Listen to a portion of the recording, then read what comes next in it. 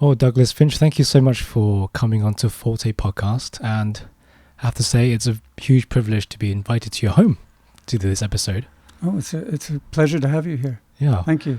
Well, I'm very excited to have this discussion with you. I want to start off this episode through a non-musical route, if I may, first. Okay. During my research on you as a musician, in an interview with a cross-eyed pianist, you were talking about your early childhood and early career aspirations. And I read somewhere there was a line where you said you wanted to be a psychologist if you weren't going to be a composer. Oh, that's true, but I forget that I said that. It was about 7 years ago. And I found that really interesting. I was wondering if you could tell us the story about why you wanted to be a psychologist at that age.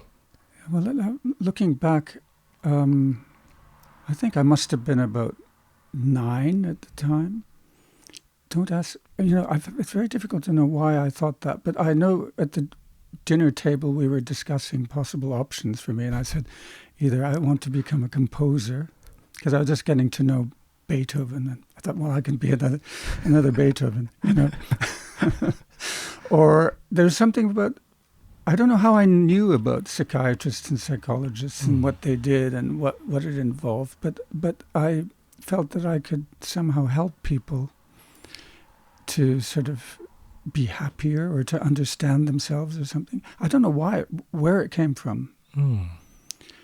And I think my parents, when they heard that, they couldn't understand where that was coming from either. It's funny that as I've gone through life, I've often had students. I've taught a lot since my early 20s, and I've often had people that have had some problems. They seem to be drawn to me. I don't know why. Maybe they sense a fellow kind of neurotic or something, and. But I feel, I find it a great joy to be able to kind of work with someone who has talent but can't, find out how to deal with it because they have so many other problems in their life, or even not that much talent, but to feel that you can somehow help, I guess. But and maybe I know that a lot of psychologists and psychiatrists have certain difficulties themselves, which is what draws them. So I guess I was a very introverted child and often probably, it was never diagnosed, but probably had some kind of anxiety, because I remember whenever school time came or something like that, I get terribly nervous about going and having to meet all these people. And once I was there, I kind of enjoyed it. I remember there were some times I had some great times at school, but also some terrible times, especially in my early teens. But yeah, that's probably the main reason, because because of my that I was aware, I had a kind of sensitivity to the inner conflicts that one can have. So, at 9 years old, did you know that this sensitivity was a good trait for a psychologist? Did you make that link as a 9-year-old, or was it just intuitive that link? You mean music and psychology? with your awareness of yourself and your sensitivity? Oh, yes. And the responsibilities of a psychologist. I see. Yeah, maybe. Who knows? Maybe I saw some TV shows about it. I can't remember. I watched so much television as a child. Endless television. I'd come home from school. I was so worn out from the traumatic events of getting through the school day. I'd just sit for 6 hours sometimes and watch sitcoms. Anyway, but so maybe that's where I got it. Who knows where we pick up things from. But yeah, I made that connection. I just thought it would be very interesting. I thought I was very interested in how people think and what motivates them and what problems they might have and how they could overcome them. When I studied with Professor James Kirby during my bachelor's, there was one thing he said to me that really stuck with me, was that a good teacher has to be part psychiatrist and part teacher. Mm. Would you say that's something you agree with too? Yeah, I think so. Well, I mean, you don't want to become an amateur, do something that a professional, you know, if someone really has problems, you hopefully guide them to a professional person. But yeah, you want to have empathy for them and to feel that you can be there for them. And if they come in and they simply can't play anything that day, and I've had that experience, they're unable to play anything. Then you talk, and you don't be afraid to talk about things that aren't to do with music. You know, not to get too personal, but I think there's. I think Philip Folk feels the same. I know you did an interview with him recently, and I remember him once telling me, because we teach at the same place, and he said, "Oh, I just had a lesson where we just went for a walk," and I thought that's a great idea. You know, you don't always have to learn by sitting at the keyboard. Wow. Sitting at the piano. Have you had an occasion where you did that too? You went for a walk? Or? That's a good question. No, not exactly. No. We usually stay in the room, but we. No, I haven't done that yet. I don't know why.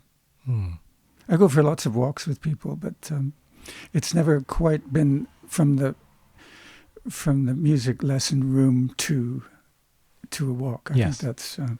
I haven't caught up with Philip on that one. Well, Philip likes walking. He does. Yes, I know. Are you still interested in psychology now? Is your interest in psychology at the same intensity as it was when you were younger, or more or less? I think, actually, I still am. And I have I don't want to talk about my students, really. It's too personal. But they, I still feel that I'm trying to help certain people that have, and maybe because of COVID and all this, this has become much more to the forefront of people's thinking. They realize it's become a more normal subject to talk about. Not just about physical illness, but mental illness and problems. So I'm still thinking of it. And one of my good friends over here, Graham Kidd, is a professional psychiatrist. He worked a lot in hospitals and so on, and we improvise together. He's not really a trained pianist, although we started off having some lessons together. But it's sort of evolved into just complete chaotic improvisations, and maybe a little bit of a Chopin waltz, and then for a few minutes, and then improvise for the rest of the time. And then we didn't have lessons anymore. We just every once in a while got together and did our thing. But I often talk with him and other psychologists and psychiatrists that are in his circle. So I've gotten to know a little bit about things. Oh, interesting. Well, with in regards to improvising with friends, do you think that's a very effective way of getting to know someone through improvising together and bonding with someone? Yeah, I guess so. I don't always do it because I don't always have friends that are that interested in necessarily in improvising, but when they do, I think you can learn a lot from just having that activity together. It's simply just fun, it's like a kind of game, rather than playing basketball, you improvise or whatever, or billiards or whatever. I mean, moving on to the topic of improvisation, I was doing a bit of going down memory lane for this episode, and I remember auditioning for Conservatoire around 2012, all the conservatoires in England.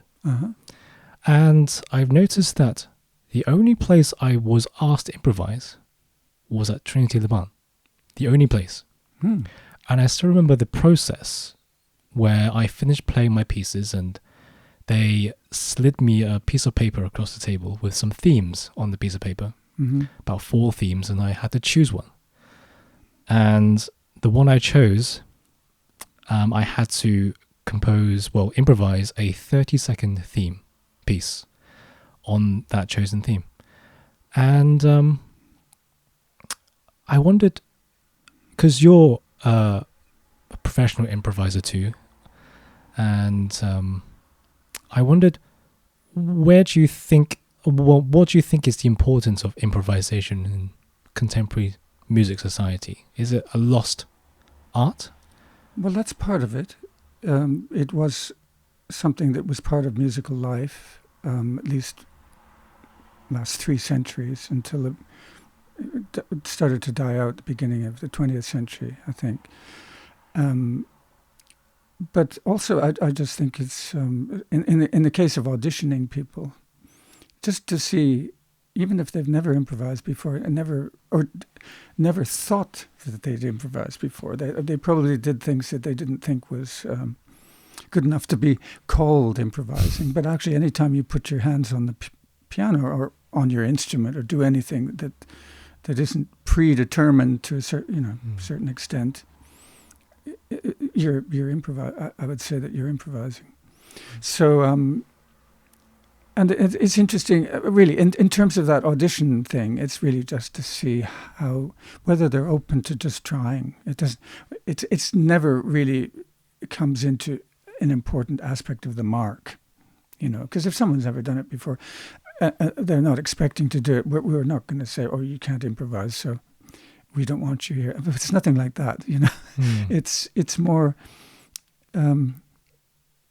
We might just find something out about them, like you say. You get to know friends, and you play. So it's just how do they approach it? Do they play the theme exactly and try to be very proper about it, or do they right away kind of do something else, or even something a bit radical, or something with a bit of feeling? Even if it's just a few notes, you can tell if there's some kind of feeling in it.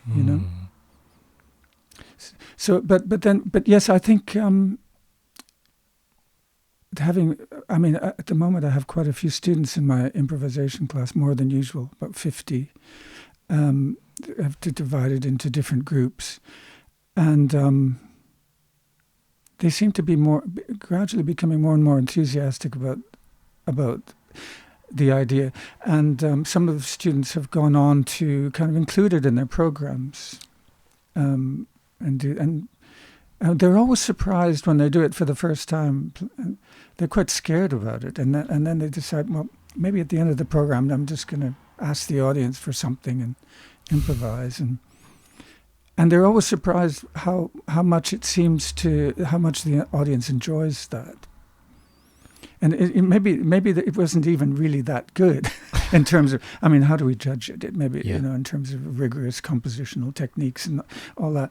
But there's something about what's the third wall or whatever you call it, or where suddenly the audience feels we're part of this, we're, and there's nothing.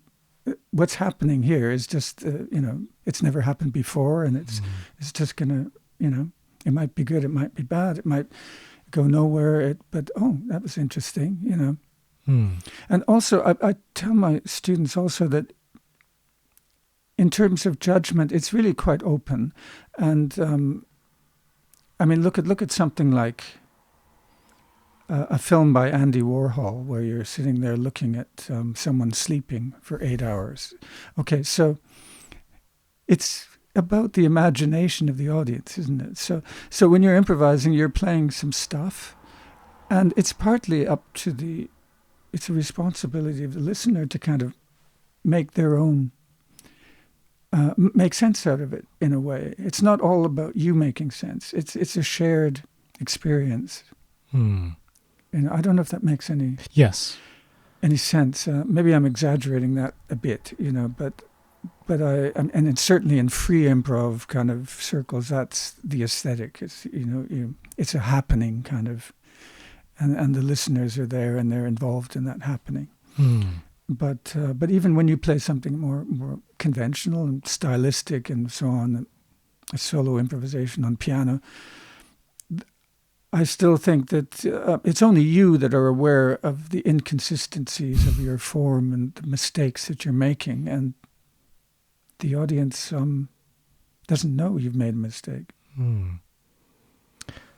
I want to really explore the idea of what you just mentioned. It's pretty hard to judge what makes a good improvisation.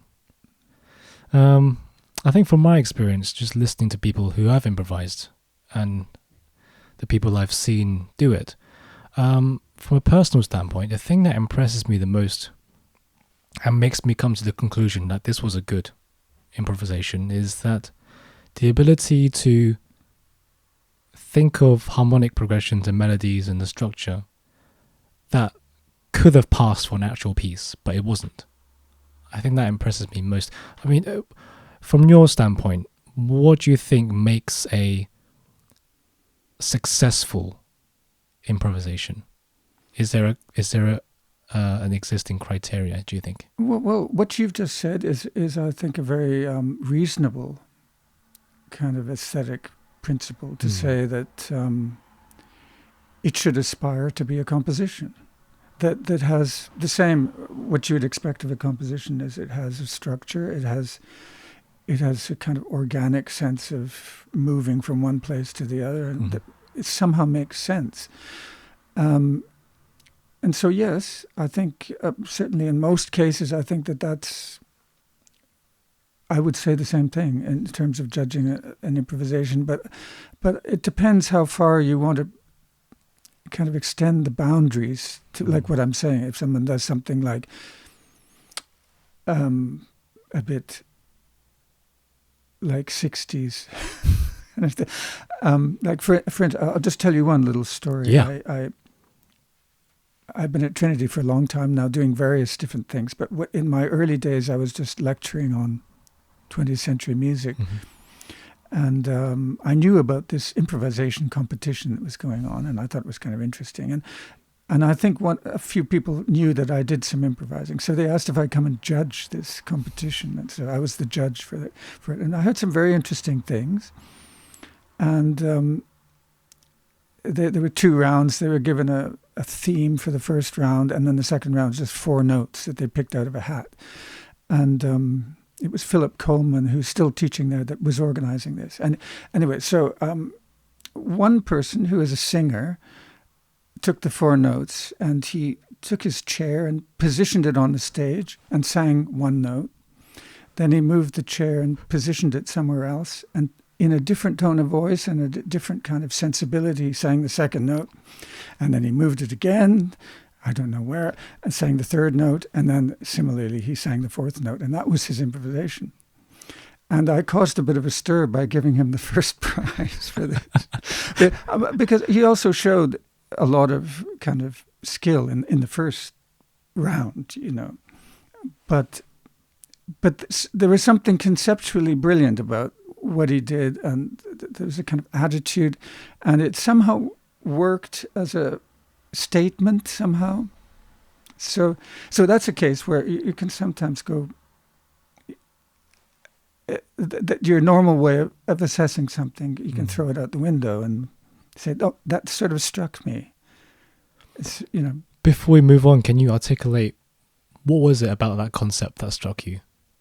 Of the moving of the chairs. You'd have to see and hear and witness the whole. He turned it into a kind of weird theatrical event that happened to use those notes. It's very minimal, of course, but I don't know. It just seemed to work. It was convincing in that time, and probably the way I'm describing it just sounds ridiculous. But probably some people listening thought it was ridiculous. But right. But I think if you were there and you witnessed it, you would see the confidence and the, verging between, that fine line between daring arrogance and humility of you're actually doing what you believe in. In fact, that fine line, he seemed to walk it convincingly. It could have easily tipped over in the other direction, you know. Teetering on chaos and Yeah. order. Yeah. Yeah. Those are normally the best performances, aren't they? The walking that the ones fine that are line sort of on the tightrope. on the tightrope. Yeah. Mm. Have you judged any more improvisation competitions since then? Yeah, I've been, well, actually, I run this competition now. I've ended up so I do it every year, and I create my own themes for them. But I usually don't sit on the jury. We usually get one or two people from Trinity, Laban, and a guest from somewhere else. And I like to have more than one person now to kind of... Yes. And it's wonderful competition that they do. It's such incredible variety. But it's... You know, the person that wins usually deserves to win, and it's really hard to say why. It's not all just to do about skill. It's really to do about sound quality, some kind of inner musicianship, some ability to listen. They might not do the technically most advanced things, or even structurally showing so much brilliance or anything, but there's something that's kind of touching or... really communicates. So anyway, so I don't judge that. But I'm thinking one of the last times I judged several years ago, I ran an improvisation festival, and we had an international competition.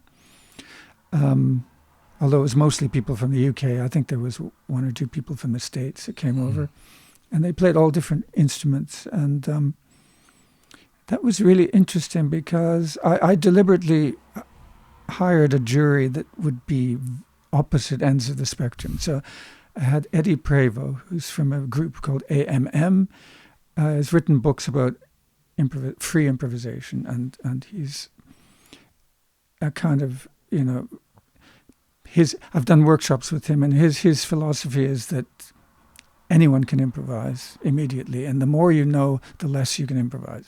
So, you know, ignorance is good. And there's some truth to that, by the way, because you can know so much that you get trapped and you can't think of anything. And then on the other side, so he was on one side, and on the other side was Naji Hakim, who is the organist. At that time, he was still at l'Église de la Trinité in Paris, which he was succeeded Messiaen. And brilliant improviser, absolutely astounding. And his philosophy is it takes at least 13 years to learn how to improvise. And this is how he learned through Jean Langlais and others, and with rigorous kind of training. And so, so it was a little bit tricky coming to the first prize out of the wide variety of kind of things we heard, but we managed to get a first, second, and third prize out of that. It's silly to make it a competition in a way. But sorry, I just want to say that it would be against a lot of people's taste to even consider making it something competitive, something as creative as improvisation. But my argument is that I wanted to elevate it to the level of other competitions. You know, why shouldn't it be taken seriously, just like, you know, the Chopin competition or the Rubinstein or the, you know, piano competitions or whatever, you know. Anyway. I was thinking if these competitions were broadcasted, it could be such a great wealth of material for other composers to draw from, these new ideas that people are coming up with, in a way. Would you say that's sort of like a benefit from broadcasting, sort of? That's a good point. I don't know of any that have been broadcast, any competitions like that. There are very few anyway, but the only ones I know are organ, like St. Albans organ improvisation competition. Maybe a long time ago that was broadcast, but I don't think it is anymore. But yes, I think it would be very interesting. I suppose the broadcasters would say it's a bit of a risk because we don't know what's going to come out. And, you know, what's going to come out over the airwaves, you know. Yeah. But that's part of the enjoyment, I think. Yes. We've become so cautious about what we put on TV or on radio. It's got to go through all these kind of, you know, we don't want to bore anyone. We don't want to offend anyone. We don't want to do the wrong thing. And so everything has to be controlled. Yeah. Yeah, and predictable. And watered down. And watered down. Yeah. I'm actually very, very glad you mentioned that statement, which is very, very full of wisdom, I think, which was sometimes knowing too much can hinder your improvisation. Sometimes ignorance is the key. Which brings me to my next point, actually. Are you familiar with the American rapper Eminem? Yeah, I'm sure I've heard some things, and he's not in the public eye quite so much anymore, is he? No anymore, yes. But he was really big for a while. He was, yes. And kind of controversial for reasons I can't quite remember what. Yeah. Yeah. But he did an interview with 60 Minutes, which was an American, I think it's American, where he was talking about how he came up with his material. And during the interview, he brought out a massive box full of notes and scribbles that he jotted down during the day of rhymes that he thought of. And he called this sort of process stacking ammo. So he's drawing lots of material that he thought of during the day, all these really, really good lines, and he writes them down on hotel notepads, rips them out, and dumps them in the box for later use. And I thought, which is why what you just said about the ignorance is important sometimes for improvisation. The first part of that, first question of that sort of topic is, do you ever think about improvising in your head during the day? Does music... That's how I learned it, actually. I learned it much more through in my head than just thinking at the piano, because what I could do at the piano was quite limited. And it could be a bit frustrating. But when I had long walks to school, you know, half an hour or so, you know, sometimes in freezing cold and so in Winnipeg. Yeah. And I would fill my head with these kind of imagining what I could do it on the piano, if I could really improvise several things at once, or if I had an extra arm. Actually, I have a student that has been doing serious research into prosthetic arms because she'd like to have a third arm to play. So I sympathize with that. So I imagined these kind of impossible things. Yeah. And then that would, after practicing these things in my head, or maybe not always impossible, maybe just ideas. And then I would, when I got a chance to improvise, I got home or something, I would try things and put them on a tape recorder and listen. And eventually a few of those things from my box of ammo, my head ammo, came through to my fingers, and they kind of worked. And so eventually I remember what that felt like. So if I do this move and this move, then I can create that effect I had in my head of this kind of multidimensional thing. So it's maybe not that difficult if I do such and such. So I would say that's a very good question, because I think a lot of improvising is in the head, and listening to the sounds during the day as well, taking in things that you hear, little snatches of melody, stupid little things on the TV that you hear, or on the train. You know, there's little noises, and you know, and eventually they all get digested, and it comes out at some point. So it's all processed in the head. Your body and your fingers are just the vehicle. Yeah, but when you actually live sit down and play, then it doesn't all come from the head. It comes from your fingers. They go back to your head and then back. It's like a loop. I've described it sometimes as being like a coach. Your brain, you're sitting there like there's a football game going on, and with your fingers, and you're the coach, kind of occasionally saying, well, maybe you should do this, maybe you do that, but actually you're just watching and observing what comes out. Kind of the subconscious sort of takes over, and you think through your fingers, not through your brain, but that's when you're actually doing it. But when I'm practicing it and trying to get ideas, I often do it more in my head. Because otherwise I'm just repeating the same old things that I think I can do, with a few variations. Yes, yes.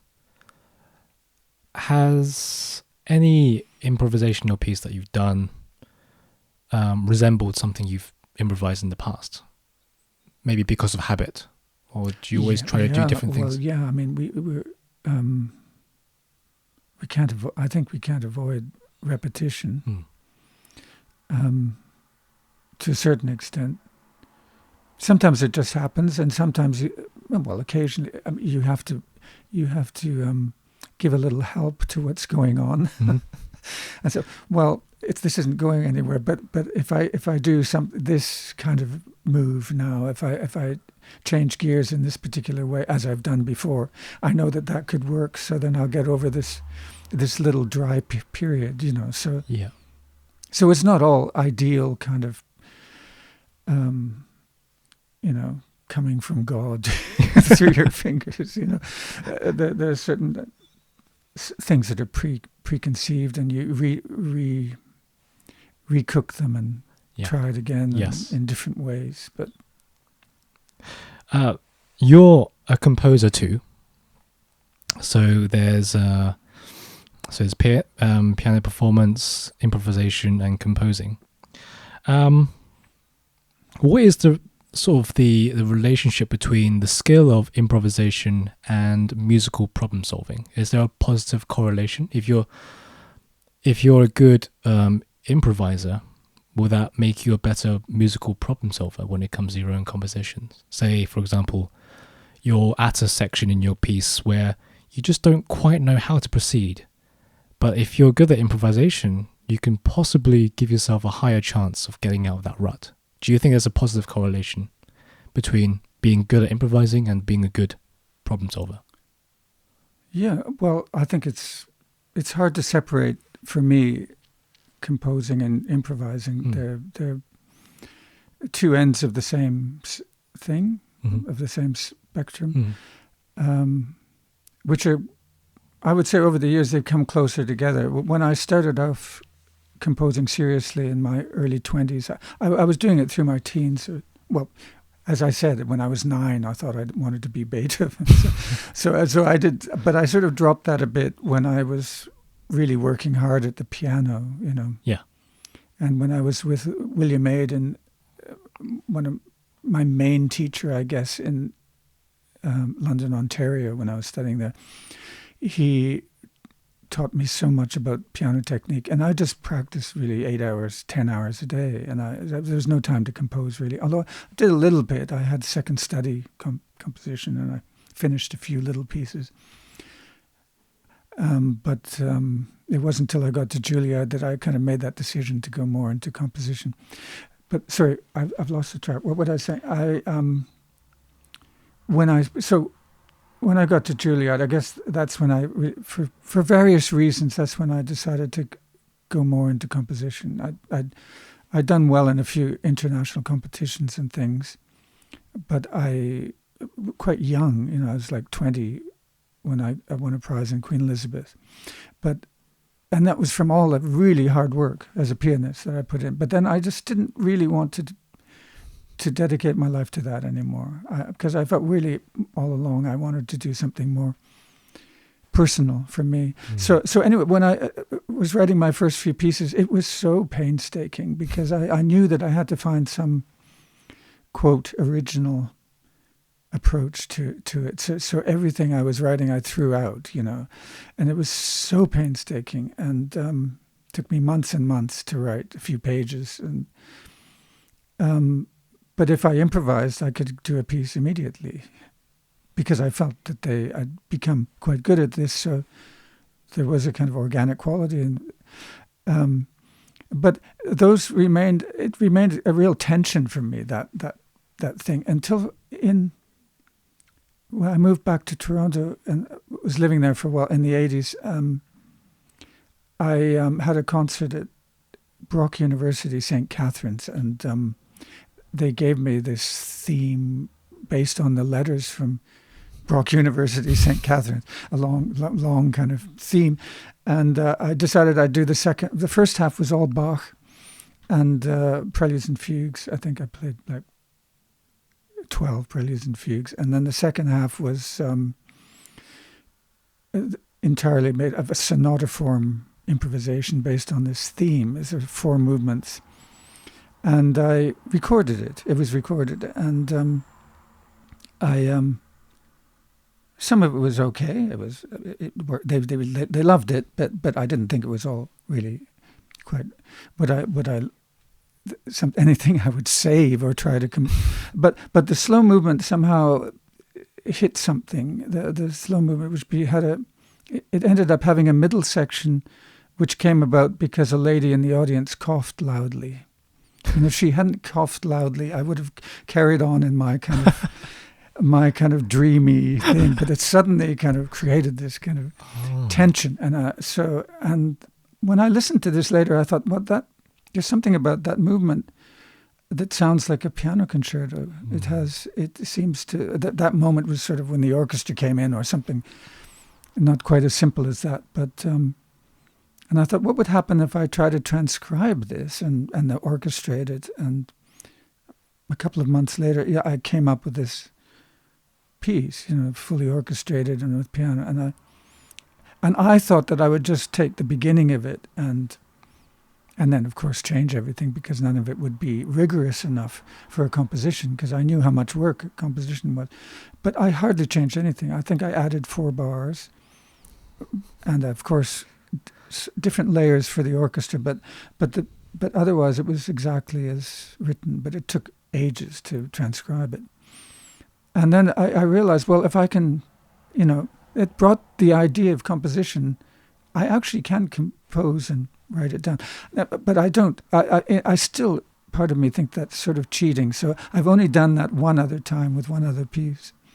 But I certainly, if I get stuck, as you say, with intellectually, I can't seem to go any further, then I'll just record myself improvising the next section, try it a few times, and take something from, and then I say, oh, yeah, okay, that makes sense. Now I see I needed to have a longer phrase there or something like that. So, and that's why it didn't work. And so I'm not afraid to use improvising more now as part of my process. Yeah. Why do you think it's cheating if you improvise and not compose?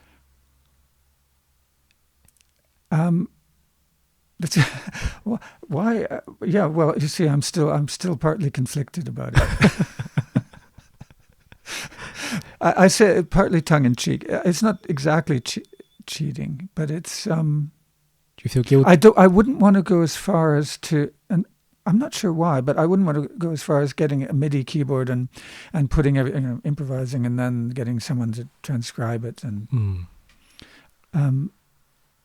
someone said that Chelsea's piano pieces were improvised and the students transcribed it from. I don't know if that's true, but so probably it has been done, that sort of thing. But no, I like sitting with paper and pencil and working things out. Still, I that's really a lot of my life, and I wouldn't want to just go to improvising everything. Yes. Well, I think there's room for both. You can improvise a foundation and then with your pen and paper and sit down. Just rearrange I've done things. that as well. You know, taken an idea from an improvisation and then, in a way, that can be the foundation, and then you work out something which changes as it goes along. Yes, that's perfectly fine. It's when it's note for note transcription. I think I would. It could be a bit of a dead end, I'm afraid. Occasionally, it might happen, with those rare moments of inspiration where, my God, it just came out. It's happened a few times, not always. Yeah. And then, you can't really change anything when you think about it. So then why not just transcribe it? Yes. Mm. I like to just go on to the topic of leadership, musical leadership, because you were the head of keyboard, is that correct, from 1999 to 2007? Would that be the correct time frame? Was it 7 or 8? I can't remember. You're probably correct. I think it was 8 years, so 7. Yeah. Yes. Yeah, okay. Reflecting on those times, what do you remember about being head of department at Trinity? It was wonderful in a way. I mean, I did some crazy things, but they put up with it. No, one of my best memories was choosing all the new pianos for the new place when we moved to this Royal Naval College from Bond Street. And selling off all the old pianos. That was one of my jobs. And it was fascinating going to all these different piano companies and bargaining with them and picking a few, nice grand pianos. Yeah.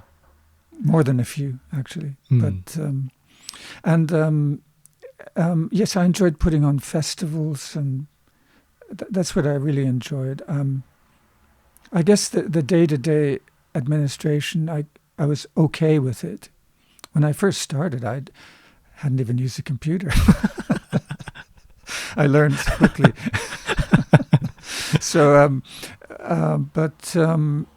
No, I mean, there's politics in any institution, and sometimes it's difficult.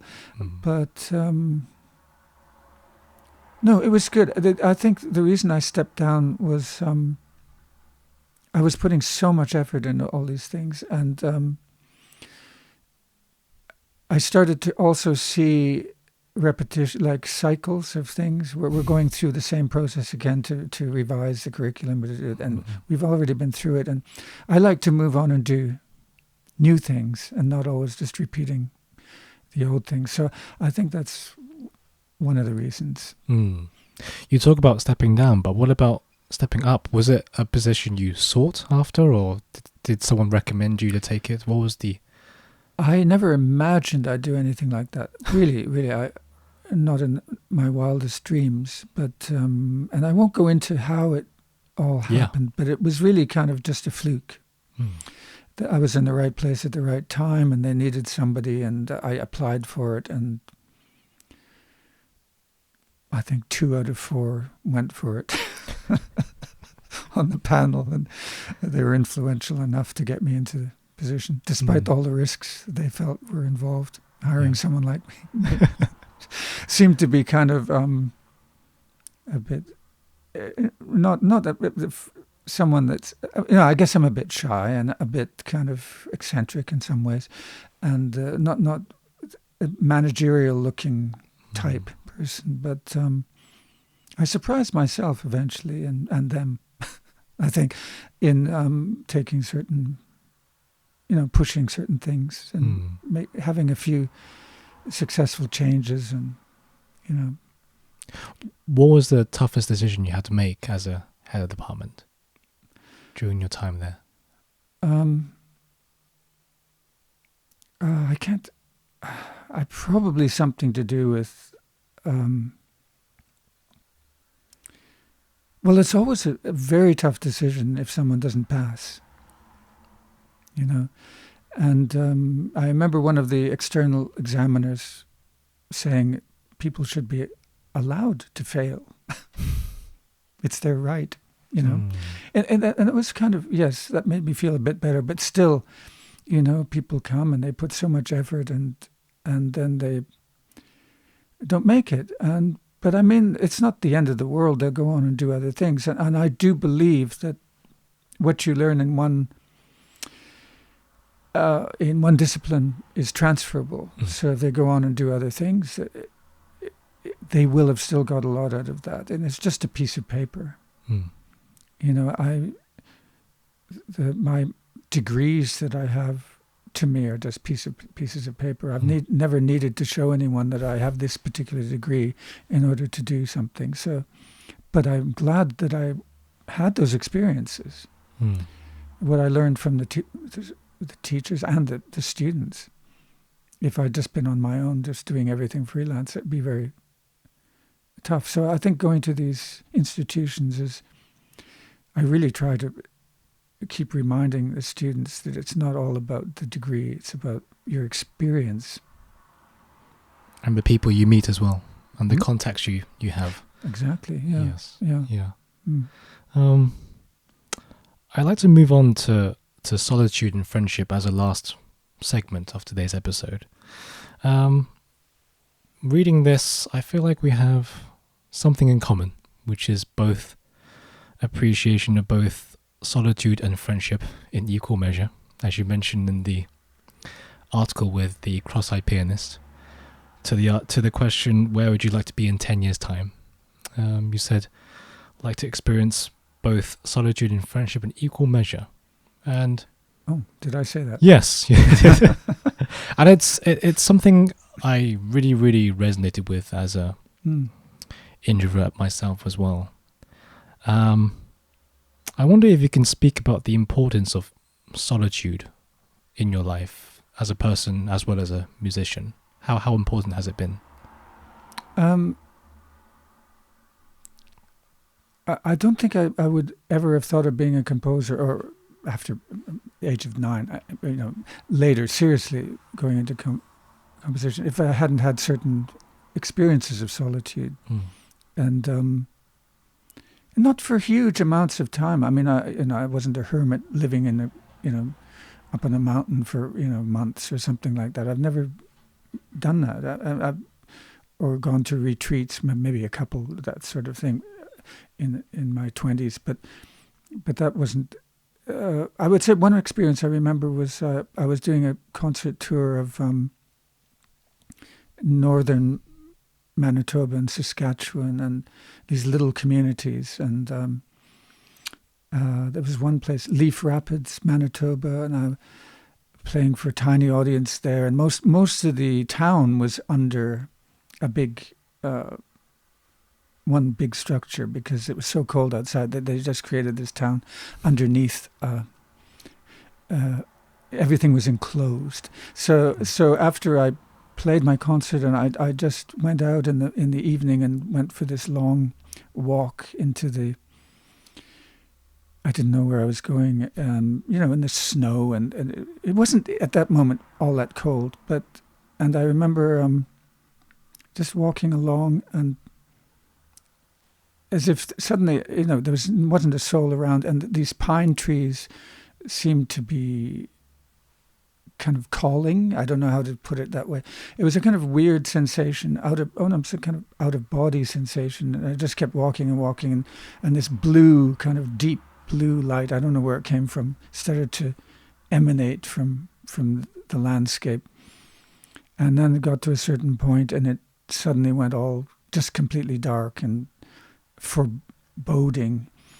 And I think it brought to mind a line from a Rilke poem, which is, it is our unshieldedness on which we depend, which I think could translate as something like, we need to be free, to be unprotected, to be kind of apart from everything, and kind of sort of just to feel that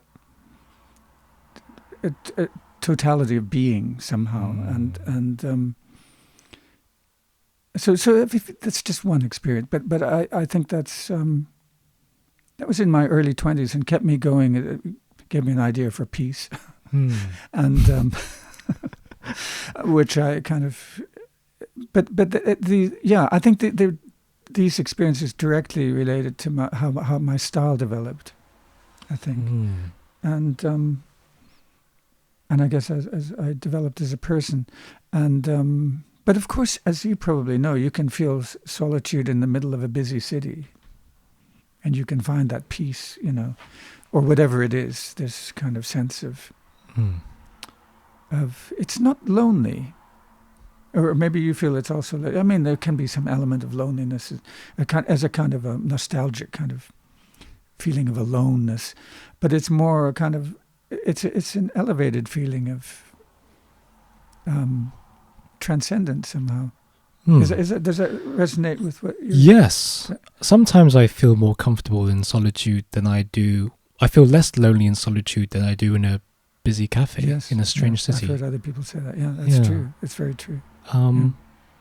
Some might say that I feel comfortable within myself. That might be partly true, but I think as an introvert, sometimes the presence of other souls and physical proximity just doesn't give life but sucks the life out of me. And during those moments, I crave to be alone. I crave to be either in nature or either reading a book I'm really interested in or listening to music I'm really interested in. So, and it's not that I don't like people. I do have friends. I enjoy friendship, but I think there's a inner nature in me to be in solitude. Do you find solitude rejuvenating sometimes when you're, let's say exhausted? Being alone helps you revive yourself in a way, or not really? Yes. Yeah, absolutely. It does. Yeah, well, I mean, I don't always take advantage of it, but like I have a walk every day, or every couple of days anyway, with our dog, in an hour and a half, just not meeting many people and just wandering in the country. So that's a kind of solitude, but it's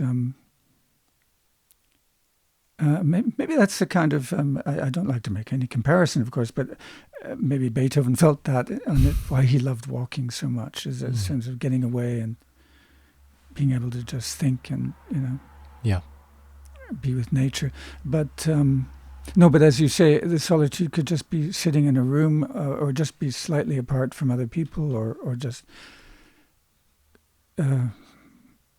going outside in the back of a building and just for a few seconds. It can just be a few seconds and you feel kind of rejuvenated. Just a last question, a final remark. It's a fill in the blank question. Can you finish this sentence for me in your own words? Friendship to you is ... Oh my God.